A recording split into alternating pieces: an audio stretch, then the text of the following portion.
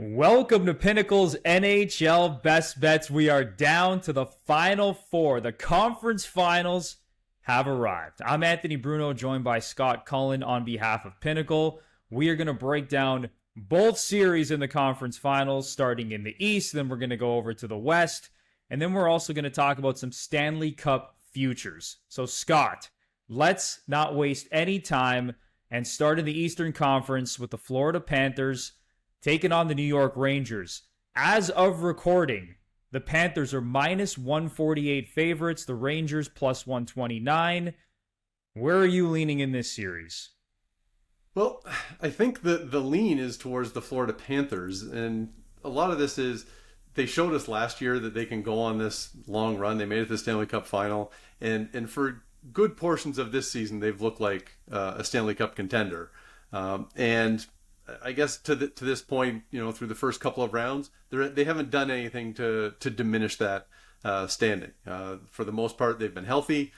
Sergei Bobrovsky hasn't been amazing in net, but he's been all right. And I think when I match them up against the Rangers, the concern I have with the Rangers, they depend on their goaltender a lot. And Igor Shesterkin has played great through two rounds, and maybe he can continue playing great. And I think if the Rangers are going to win this series, they will need Shesterkin to be awesome, because the Rangers, among the teams who made it through the first round of the playoffs, they had the worst possession numbers in terms of expected goals and shot attempts at 5-on-5. And this isn't entirely unusual for the Rangers. They kind of play mediocre 5-on-5 hockey, but then they take over on special teams. Their power play was still working against Carolina, even though Carolina had a really good penalty kill. And the Rangers' penalty killing has been strong. They've scored 4 shorthanded goals in the playoffs. And so I think the Rangers' strategy, I guess, is that if they can play this to a saw-off at even strength with the Panthers, they can hope that they can win on special teams and that Shesterkin kind of gives them the backing that they need in net. But that, to me, is not a great path to victory. It's a possible path to victory, but not the most likely one. And in the case of the Panthers, I just think they have enough depth that they can kind of roll over and get the edge on the Rangers. So I'm leaning to the Panthers here, kind of leaving open the possibility that a goaltender can always ruin my plans. No, you said it. It's the same song and dance with this Rangers team. In the regular season, their 5-on-5 numbers, their possession numbers were not very good. We talked about it on the first two shows when we were going over the first round and the second round. Like, they had a +1 goal differential at 5-on-5 this season. Even now, through 2 rounds, they only have a +1 goal differential at 5-on-5, but their power play has been awesome. Their special teams all year have been great. Like, right now, the Rangers operating at over 31% on the power play through 10 playoff games. Their penalty kill, a shade under 90%. So could it continue? Yeah, I guess it could, but I'm also on the Florida Panthers because, now again, maybe it's just because I've been riding this team basically the entire playoffs, and they're my pick to win the Stanley Cup, spoiler alert, but I just think that the Panthers have more depth. I just think they're a more well-rounded team. Bobrovsky hasn't been great. Like, Shesterkin has definitely played better than Bobrovsky through the first 2 rounds, but I'm not too worried here about the goaltending matchup. We've seen Bob in the past. I mean, he could turn it on at any moment. I just think if the Panthers are able to kind of limit the Rangers on the power play, like if the Rangers aren't going to go crazy and, you can't have them going over 30% on the power play. If you can have them maybe go in the 20% range and then win the 5-on-5 battle, I think the Panthers will be in a good spot here. But I'm riding with the Florida Panthers. Minus 148. I don't love the number, but I will be taking the Panthers. And then also Panthers minus 1.5 games at plus 120. I think I can also get on board with that as well. So give me the Panthers to move on to the Cup final, Scott.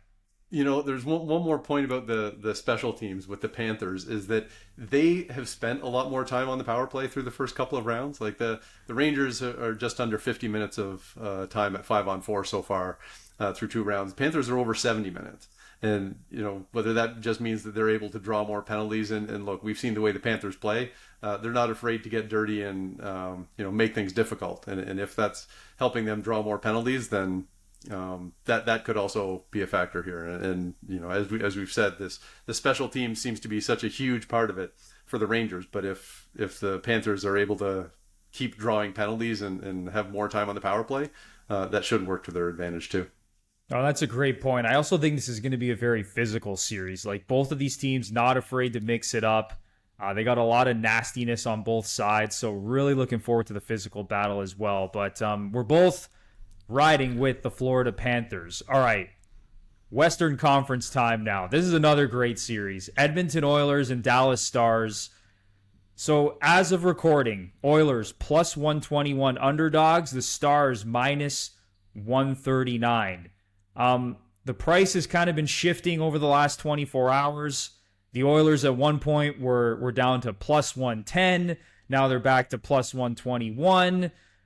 I'm having trouble deciding on this one, Scott, because, you know, everything in my brain is telling me that the Stars are a better team. They have more depth. Now, again, their top-end talent isn't as great as Connor McDavid and Leon Draisaitl, but it kind of reminds me of the Avalanche series from the second round, right? Where you're going up against more of a top-heavy team. The Oilers don't have a ton of depth on offense, just like Colorado. Defensively, they're not as good as Dallas. But before I give you my official prediction, I want to know where you're going to in this series. Well, I have the same opinions here in that Dallas's depth looks like it should be the deciding factor here because, as great as McDavid and Draisaitl are, they struggled to get by a Vancouver Canucks team that was not in great shape. They had no Brock Besser for Game 7. Their Elias Pettersson struggled for most of the playoffs, and the Oilers were kind of life and death to make it through that round, and so this is where I think the depth pays off. Is that if you could look at the Oilers and go, the third line is going to start chipping in some offense for them, or maybe they'll get a goal or two from their fourth line, then okay, you start to feel better about their chances. But right now, through 2 rounds, you can't really lean on that. You can't look at those guys and think, oh, that's going to be something that happens. And whereas in Dallas, you kind of can. That one of the strengths of this team is, they don't have the super high end talent up front. They do have 3 lines that can score. And that has paid off. You get Matt Duchene scoring a crucial goal in overtime against the Avalanche. You have a rookie like Logan Stankoven contributing. You got Evgeny Dadonov, who missed a bunch of time during the season, but he's been able to contribute secondary offense for them. And so I think the biggest key for this series for Dallas is the health of Roope Hintz. He has not done a whole lot in the playoffs. He has like 6 points in 11 games, and 4 of those points came in one game against Colorado. But if Hintz can play, he's a player who can very much, help to neutralize Connor McDavid. He's not going to shut him down completely, but Hintz is an excellent two-way player. And that if you have him able to help slow down the top guys for the Oilers, for the Stars, you would think that your depth is going to then carry the day. And on top of all of this, I think the real reason to like the Stars is that Jake Ottinger is playing well in the playoffs and has historically played well in the playoffs. And I can't trust Stuart Skinner to play well right now for the Oilers. I mean, he managed to, I think he had 15 saves on 17 shots in Game 7 against Vancouver. That doesn't inspire a ton of confidence that he's going to be able to withstand the onslaught, I guess, from the Stars, because I expect the Stars to at least have a few games where they're putting a lot of pucks on net, and I think that will probably pay off for them. Now, you mentioned the injury to Roope Hintz. I think that's going to be a huge factor in this series. At the time of recording, it's still not confirmed whether he's going to be ready for Game 1. Right now, he's day-to-day with an upper body injury. He's obviously Dallas's number 1 center. He's a great 200-foot player. If he's at full health, then I think obviously you got to give the edge to the Dallas Stars. But if he's going to be banged up and he misses the beginning of the series, this is a great opportunity for Edmonton. Now, again, even without Roope Hintz, like, the Stars are still a deeper team, but I'm liking this number right now on the Oilers at plus 121. Again, I don't necessarily think they're the better team, but I also don't think the Oilers get enough credit for how strong they are at 5-on-5. I think everyone just thinks of the Oilers as, power play merchants, McDavid and Draisaitl, but this has been a really good 5-on-5 team all year. We saw what they did to the Canucks in the second round. Like, they badly outshot them in several games in that series. There was a lot of times throughout that series where the Canucks just look completely overmatched. Now, could Dallas do the same thing to Edmonton? I don't think so. That remains to be seen. But yeah, right now I think I'm leaning towards the Oilers at plus 121. Honestly, we'll see where this price goes. I guess over the next 24 hours or so. But again, I don't think it's necessarily a coin flip. Like, I still have the Stars as favorites in this series, but the Oilers at plus 121, really intriguing, and I think I'm gonna stick with the Oilers here, Scott. Yeah, given the uncertainty over Hintz, that's certainly a viable play.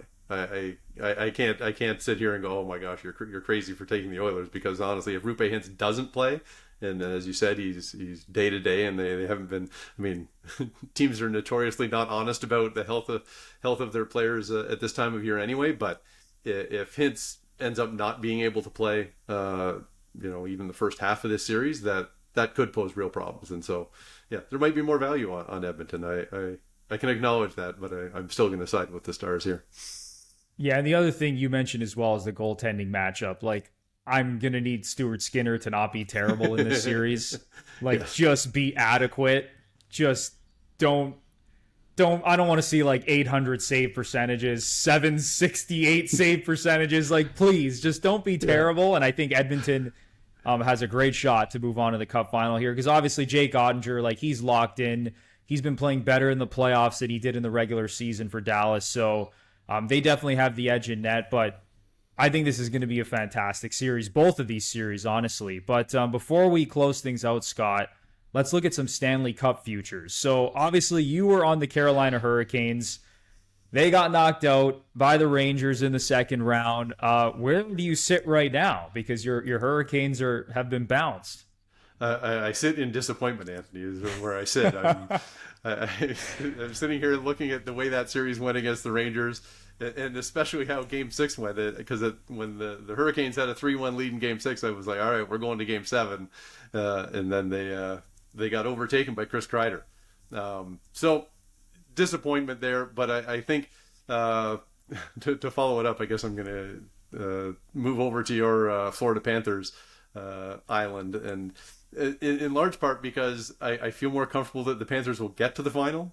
I think we're sort of in the same boat in that I think the Oilers and Stars is a maybe more tightly contested series that I'm a little less certain of which team is going to get through, and so I don't want to sound super confident in the Panthers are going to destroy the Rangers, but I'm wary of taking any team solely based on their goalie, and that's a lot of why I would want to take the Rangers. So that's, I guess, why I'm siding with the Panthers to get through and having more confidence in them to reach the final. That kind of makes them my favorite over the uncertainty coming out of the Western Conference. Welcome to the bandwagon, Scott. There's plenty of room on the Panthers bandwagon still.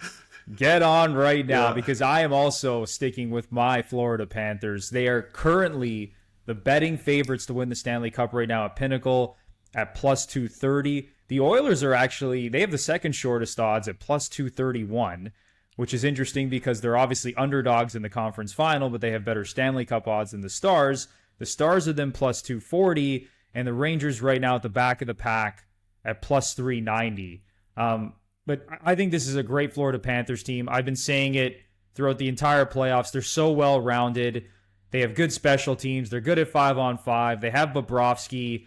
They're great defensively. I think this is where things end for the New York Rangers. And again, maybe the Rangers and Oilers power plays are going to carry them both into the Stanley Cup final, and it's going to be a power play showdown in the Cup final. But I think, at least for the Rangers, this ends here. And I'm still sticking with my Panthers when it comes to Stanley Cup futures. Well, it makes sense, Anthony. You've been successful so far with them. Why not? And another thing, Scott, like, the chalk has hit for the most part. It hasn't been one of those years where, a 7 seed or an 8 seed or some crazy underdog team has made a deep run. No, and that's, I think certainly in the early rounds, I was more interested in the value you could get with some of the underdog teams, and then as the chalk kept winning, I was like, well, why am I doing this? Even if the series ends up being something that's competitive and close, at the end of the day, you still need the right team to win. And so, yes, I guess now as we hit the conference finals, I'm all over the chalk and hoping that the favorites continue on. But you know what? When the chalk hits, that means you're just going to have great matchups because all the best teams are here. So it's going to be a really great conference final. But that is going to do it for our best bets for the Final Four. Hope you enjoyed this episode. We will be back for the Stanley Cup Final. But listen, when you're betting on the conference finals, whether it's series prices, Stanley Cup Futures, or you're betting on a nightly basis, head to Pinnacle because we have the best odds and the best payouts in the industry. It doesn't matter what market you're betting on. Chances are Pinnacle is going to have the best odds for something in the Stanley Cup playoffs. So that's going to do it for this episode of NHL Best Bets. I'm Anthony Bruno for Scott Cullen. Thanks for watching. Enjoy the rest of the Stanley Cup playoffs, and we will be back to chat with you very, very soon. And don't forget to bet smart and bet Pinnacle.